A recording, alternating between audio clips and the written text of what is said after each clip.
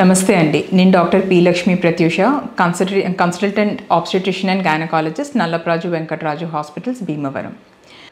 So cosmetic గైనకాలజీలో procedures వచ్చేసరికి కొన్ని సర్జరీ బేస్డ్ ఉంటాయి, కొన్ని నాన్ సర్జికల్ ఉంటాయి. అంటే దేనికైతే సర్జరీస్ అవసరం పడవు. సో సర్జరీస్ లేకుండా ఏం చేస్తాం?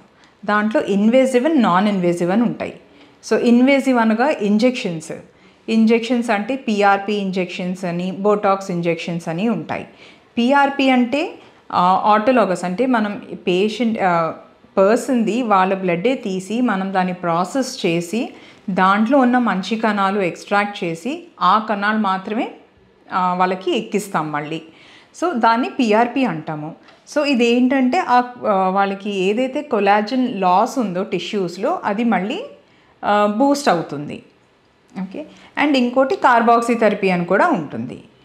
నెక్స్ట్ నాన్ ఇన్వేజివ్లో మనం energy based treatments and electromagnetic therapy chairs అనేది ఉంటుంది. సో ఎనర్జీ బేస్డ్ అంటే మనకి లేజర్స్ ఉంటాయి.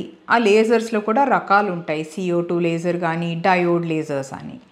రెండవది రేడియో ఫ్రీక్వెన్సీ, అదొక kind of energy device. Next వచ్చేసి HIFU and plasma energy. So ఇది రకరకాల ఎనర్జీ బేస్డ్ డివైసెస్. సో అది పేషెంట్ని బట్టి, వాళ్ళ కంప్లైంట్స్ సివియారిటీని బట్టి మనకి ఏ ఎనర్జీ బేస్డ్ ఎవరికి ఏది కాన్ఫిడెంట్గా ఉంటే అది యూస్ చేస్తారు. కాకపోతే పేషెంట్కి మనం correct energy based device use చేయగలగాలి.